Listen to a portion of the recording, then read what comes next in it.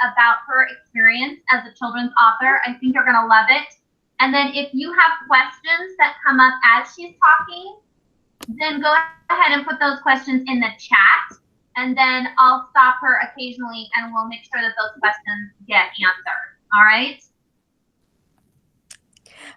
Okay, hi, thank you for allowing me to join your Zoom classroom. It is definitely a privilege, and I hope you get something out of this to help you with your writing journey as well. So as you know, I think, yes, the PowerPoint is showing. I can see a very small piece of it like on my phone. I was having technical difficulties, but so my name is Arlene Angeline, and then one of the questions that you all had was addressed on the second slide, like how come I decided, or how did I come up with the ideas? Honestly, I always knew that I wanted to write a children's book being a therapist. So I'm a licensed mental health therapist that works with individuals who've experienced trauma. That's specifically the population that I deal with. And I wanted to make sure when I was working with children and families that they had something physical that they could take with them at the end of their journey with me. And so I didn't know what that was going to be until I actually went to graduate school and got the privilege to be sent to India for a month to do some outreach work and to work with street children. And then they had this beautiful idea of like what family means to them, because they don't have people who are biologically related to them mostly tending for them, because their families, it's just not the way that it is in the community that they live in. They're being brought up by all different kinds of different people, and it's children raising children essentially. And so their idea of what family meant is the reason why I created that book, and that's how I came up with that idea. And then the second book, after I launched the first book and did book talks for it, other people came up to me and said they thought it would be really cool that if they were being featured in like a book, because they don't see their ethnicity being represented. And so it was from this girl who like came to me individually and started crying and just said, I just love your book, Family is Friendship, and I wish people wrote about people in my culture. She's of Asian descent, and she talked to me about like how people have always made fun of her eyes and how she's always been uncomfortable with her eyes being of Asian descent, and how she wished that was showcased in children's books. And so she was the one through book talks that inspired me to write that second one, because the whole idea was just to only write one book. So if you go to the third slide, you will see these are the actual children from India that are actually in the book. So this is In Family is Friendship. They were not featured in the first books that your librarian or your teachers have at your school. This is yet to be released yet. So you all are the first public people to actually be seeing this. And so, and then the fourth page you will also see is another page of the book, which also has more of the actual kids' faces. So in order to be able to put them like physical pictures on there, oh, sorry, go ahead. Did someone say something? I don't think so. Oh, okay. Sorry, my phone rang. I was trying to. Oh, okay. So in order to have real life people in your book, it's really important that I had to work with a lawyer, an international lawyer and a United States lawyer, to be able to make sure that this was all sound, and then there was consent and whatnot. So there was legal stipulations in terms of it. And I got all of that done for free, like pro bono work done, because my sister is a lawyer and she had connections. So that's how I was able to make this happen at such a reduced cost. And so the second question I think that you all had was what inspired me to be a children's book author. I've touched on this before in terms of the kids in India. They really taught me that DNA doesn't make a family and love does, because they have so many people that are taking care of them that are not biologically related to them. And I felt like their message needed to be shared with other individuals. And the second one is cherishing the beauty and diversity within yourselves and your friendships. And that's what I learned from the girl who inspired my book, Because We're Beautiful. And so that's how I inspired, is by people saying that they had a message that they wanted to share, but they didn't know how to share it. So the next question is, were your books inspired by your own childhood? And yes, both of them actually have pieces of me in there. So Family is Friendship has to do with the fact that, well, it's just me as a little girl, and just everybody in the Fijian culture is like considered, in our culture, everybody that comes to us like ends up being a part of our family. It's a collectivist society. And so DNA doesn't make a family, love does really resonated with me. So the whole mantra and message behind it is very dear to how I was born and raised. And then Because We're Beautiful, I was never actually bullied by anybody at school. I was bullied by my own family members. I was considered to be of dark skin, which might seem really crazy because there's an actual picture of me and my sister and my mom on here. And I don't even look that dark, but apparently I was too dark for the Indian culture, the Indian Fijian culture. And the darker you are, that means the more poor you are, because that means you're working out in the fields and whatnot.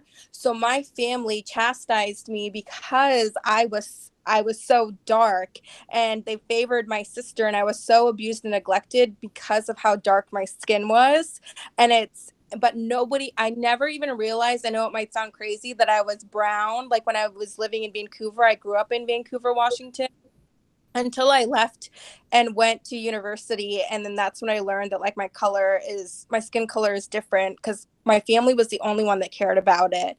And so Because We're Beautiful, the dark skin is representing the bullying that I got from my family, but nobody else. It was never a big deal. And then I have also on here, I talked about this last time that I presented at your school, like what your ACEs score is. And you can click on it if you want to. It is just showing that, so that link, if you click on it, what is your ACE score will pull up. Okay, great. So I just wanted you to like look at some of these things that are on here and just think about, have any of these things happened to you before you were the age of 18? So just think about it. You don't have to like write it or answer it out loud or anything of that sort. It's just, if you've ever heard about this, this is about trauma. And this is something that I use in my practice all the time. And the reason why I integrate this into my book talks is because I want people to know that you can grow up in a very, very bad childhood and still come out on top. So every single one of those questions, I check off yes to. So my ACE score is a 10, which the higher your score is, the more trauma you've experienced. So I just put that out there for you to know that like resiliency is a real thing. As long as I knew that I wasn't going, if I was going to be alive to like survive because of all the childhood abuse and neglect that I went through, that I needed to make something of myself and carry out a message that was meaningful. And so that is like how I continue to live my life, is like I feel like that's my purpose, is to continue sharing with people that your past doesn't define you. It really just shapes who you are. And you have all of these bad things that you're seeing on the adverse childhood experiences questionnaire happen to you and still turn out okay. Arlene, thank you so much for sharing about the ACEs, the adverse childhood experience. I think that's such an important concept, especially to be aware of in the health field. In fact, my junior classes read Hillbilly Elegy, and they've done a unit on ACEs, adverse childhood experiences. So thank you so much for bringing that up. I think that's such an important piece of the work that you do as a social worker, and it's just amazing how you're incorporating that into your children's book. Yes, I just want to be mindful of like everybody's upbringing and their experiences and how it's all relevant, no matter how negative or positive it might be. Like I truly believe everything happens for a reason, and it's truly what you make out of it is what matters. Like I could have so easily given up. I could have so easily turned to drugs and alcohol. Like I am 28 and I've never been drunk in my life because I was so determined to prove my family wrong that I wasn't going to go down the same path as them. So I rebelled to not be rebellious, I guess, is essentially like what I did. So Anyways, so the next question is do you think it's harder to write a children's book or an adult book? And what I had to say was that I've only written children's books, so I'm not really sure. I feel like children are a lot easier to please, which is why I'm a child mental health therapist. And so that's like the population that I stick with is just children. What do you feel needs to be present in a children's book? So I've kind of touched on this is like your truth, your voice, a message, and a moral. Like, why are you writing this? What is the relevancy? What is the point of you doing this? I feel like everything that I do has a purpose and a message and a meaning behind it. And so that's what I feel like really needs to be behind your children's book. Like, it shouldn't just be, oh, I'm just doing it just to tick off another mark to graduate from high school or something like that. Like, it should be something purposeful, because it's honestly a very therapeutic thing to be able to write and be able to share that with other people, because you're going to see so many shared experiences with your writing if you're able to be truthful and honest and raw and put your words out there for other people to connect with, which I think goes into, well, it goes into another question that I'll address later. But the next question that we have is, do you have any strategies for dealing with writer's block? And I have 3. The first is taking a brain break and reading a book that you love. So when I was not sure like how I should write one of my books or where to go or what to do next, I read books that I loved, which I'll show you later on in the PowerPoint because someone asked about it, to inspire me about why did I like these books and how can I incorporate those elements into what I'm writing.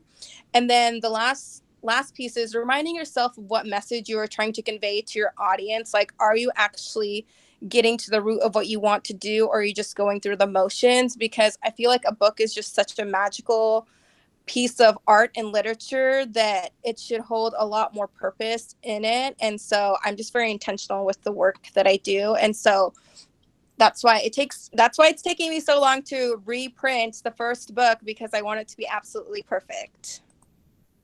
So the next slide is, how long does it take to create and illustrate a book? So the first book, which your teacher and librarian in your school has, it's called Family's Friendship, Find the Magic Within You. That I had to produce in 12 weeks, and it was a very, very challenging experience, to say the least. It was I am not proud of it. It looks like it's just, I had 12 weeks. So this is what happened is, I got a call from a publishing agency, and they were calling just to tell me that they weren't going to sign me because they don't sign children's book authors.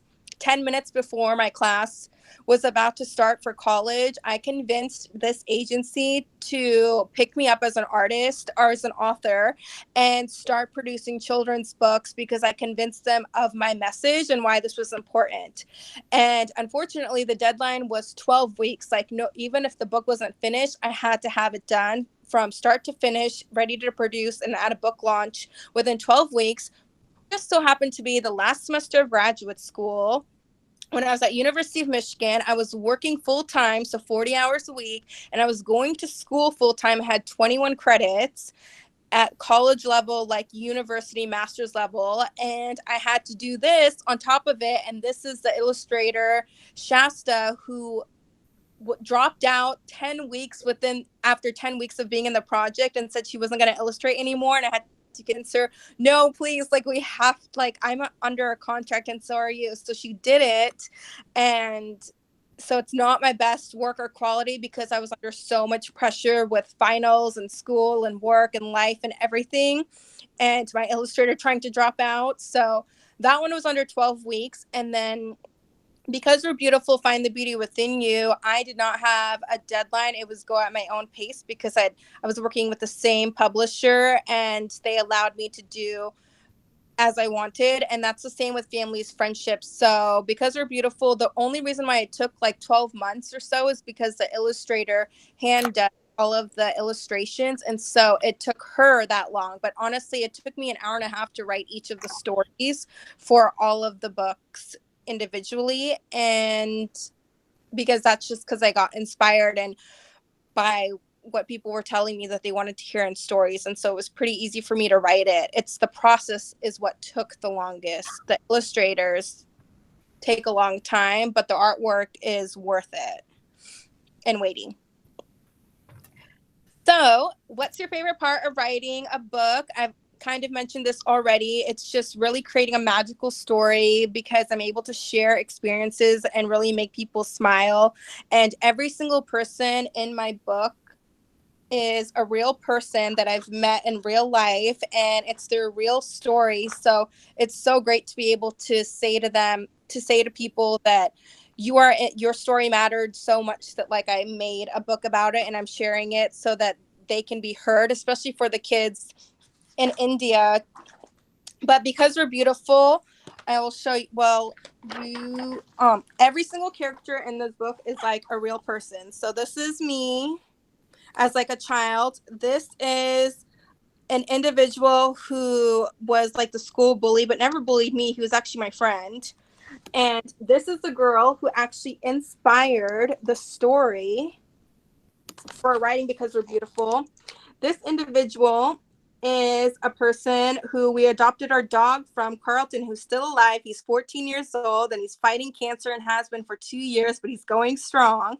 And then this person is an individual that I met at University of Michigan that is the child version of a custodial staff that I worked with that only had one arm. So every single person that I write about or talk about is real in some form or another, with their names being changed. And Because We're Beautiful, just because I wanted to honor different type of cultural names, but for Families Friendship, all of the names are actually their names. So how can you take a dark topic and make it light? So I just think that being a trauma therapist, there's so many books out there that have been turned into such a child friendly, like have been turned to be so child friendly, and they did it and I did it as well, like by talking about how foster homes and whatnot for the Families Friendship is by adding magic and then having humility and just asking my audience, like, what is going to make you want to pick up this book and read it, and what's going to gravitate you to it. So doing focus groups and content analysis of books and other things that people are interested in that point in time, so that I can remain relevant to the audience that I'm trying to cater to. And so that's how you really do it. You just ask your audience. Honestly, it's as simple as that. It's just going straight to your audience. What do you want to see happen? And then making it happen. That funnels into the next question. How do you come up with your like plot and the climax? And I was just considering what was relevant, the message and the moral that people wanted me to convey. And as I was saying earlier, doing the content analysis, where I wanted to make sure that I was adding to the literature and not replicating something, because there's not a lot of books out there that features real life Indian children, and there's not a lot of books out there that caters to all the diverse characters that I have in the book Because We're Beautiful. And that's how those ideas even came to become a story, is because there was this gap in literature. And that's why I come up with that, is I just look at what's not there and what can I do to add to the gaps. So, how do you infuse a message into a book that's important and relevant? These are the actual dedications for both of my books, Because We're Beautiful and Families Friendship. So, Because We're Beautiful, again, I was telling you, is real people, real lives, and shared experiences that they have of dealing with their own insecurities and how they were bullied, and how I've talked to them and counseled them in real life to help them understand that those insecurities, those disabilities are really just capabilities, and it makes them really beautiful at the end of the day. And then Families Friendship, all of that money that I get from that book goes right back to India to serve the children at that agency, which is it's called an orphanage, which is such an old term, but that's what it's referred to in India. So that book is all about the children and getting their voice out there, and then getting that money funneled back to them so that they can have a better life for themselves and their family. What books did I read? So most of them, like these are the books that I would pick up if I needed inspiration. The Rainbow Fish was definitely my favorite. I loved anything that sparkled.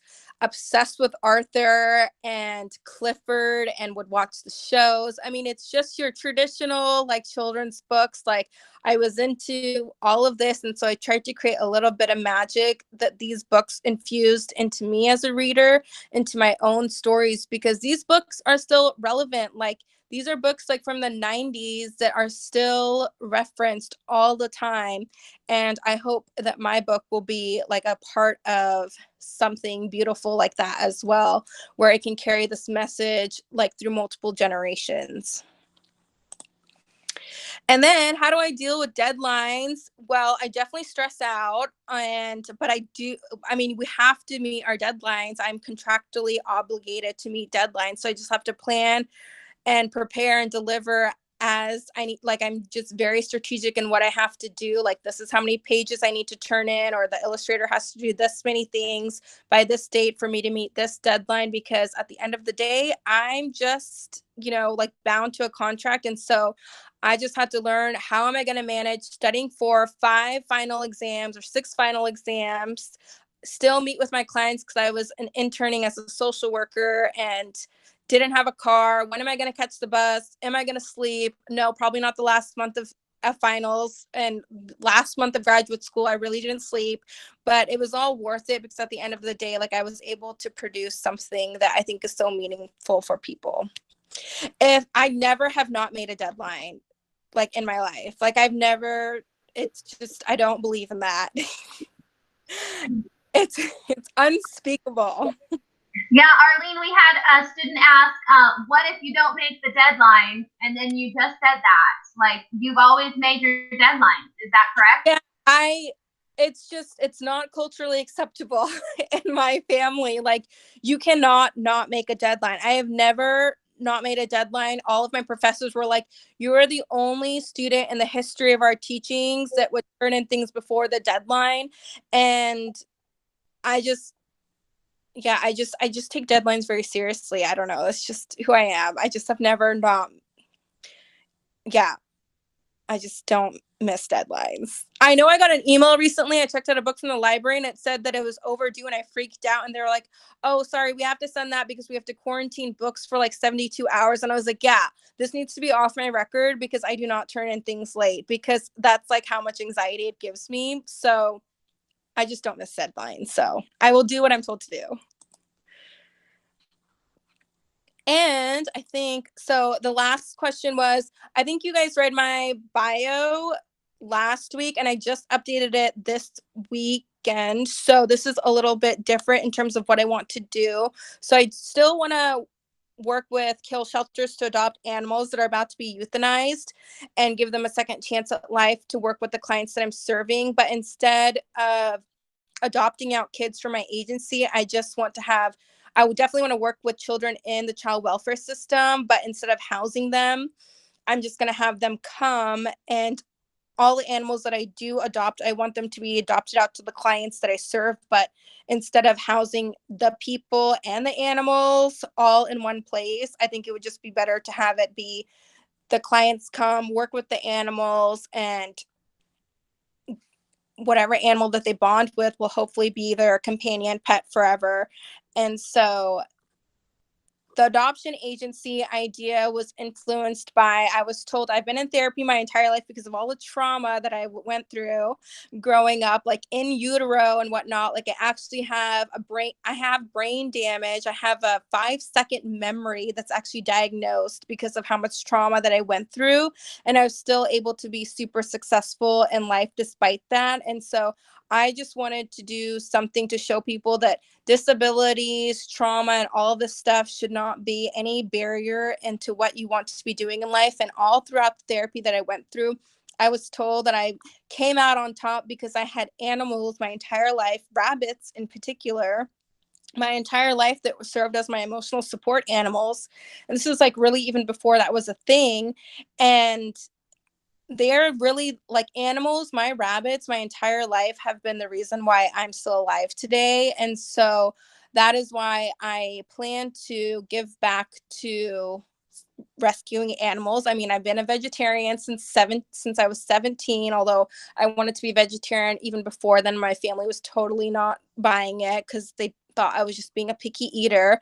But in any case, like, I'm very committed to animal welfare and child welfare, and I just want to just continue sharing the message that your childhood really doesn't define who you are. It really just shapes who you are, and that's how my idea just got inspired, because I survived and I want to be part of other people's journey to help them survive any type of mental or physical challenges that they might be having in like a therapeutic environment, which includes animals. And I hope to start that agency. Well, the goal is, no matter what, it's going to be in Vancouver, Washington, because that's where I was born and raised. And that's the community that I want to give back to, because that's the community that saved my life. And yeah, so hopefully within a year or two, I'm working for my second master's to start my own nonprofit. And so hopefully within a year or two, I'll have an agency up and running in Vancouver. Wow, Arlene, you have such a compelling story and such a compelling message. And it's just really exciting to hear about your dreams, and you've got such ambitious goals. But obviously, you're very committed, and it's going to be exciting to see where this all takes you. Thank you so much for sharing with us about your journey as an author and as a person, and your work as a social worker. It sounds really exciting.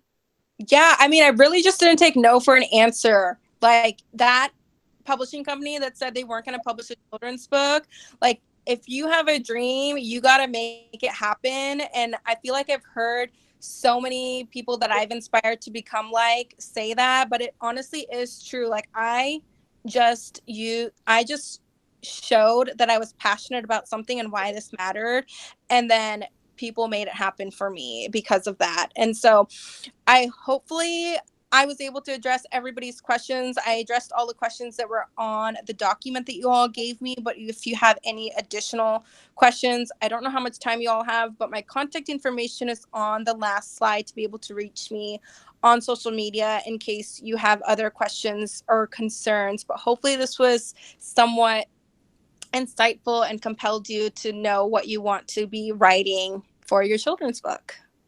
Excellent. Let's give everybody a clap. Let's give Arlene a clap, thanking her for taking the time to be with us today.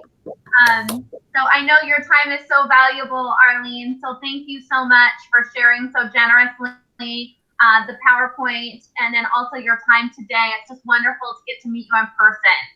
Thank you so much. Thank you so much, Arlene. You know, I can come in real life, and when it's not on Zoom or Google or whatever else. And yeah, I definitely need to bring out when my new book, the reprint of Family's Friendship comes out. I'll definitely have to drop off a copy for you all, because that needs to be replaced from the first you all have. Yes, we will buy it. We will buy a couple copies for sure. Well, thank you so much. I do have some students who are showing up in the chat just saying thank you. This was really meaningful. So again, we just really appreciate your time, Arlene. Yes, thank you for, again, allowing me to come. And please reach out to me. Your teacher and your librarian all have my contact information, and also it's up here on the slide if you have any other questions or concerns, because I do want to help people like make their ideas come to life. So I won't even charge you, because I don't charge people. Like, this is how I stay poor as a social worker. Like, I giving all my money away from my book to India. Like, I haven't learned a thing about saving money because I just give it all away. So in any case, honestly, reach out to me, because my goal is to help you propel like the future of mental health, or whatever it is that you're trying to do with whatever story that you're writing. Like, mine is about propelling the future of mental health and making it more child friendly and breaking down the stigma of mental health in general. Awesome. All right. Well, thank you so much, Arlene. We're going to let the students go. Their time is up. And so we'll go ahead and quit the recording. But thank you again so much for sharing so generously. Yes, thank you. Bye, everyone.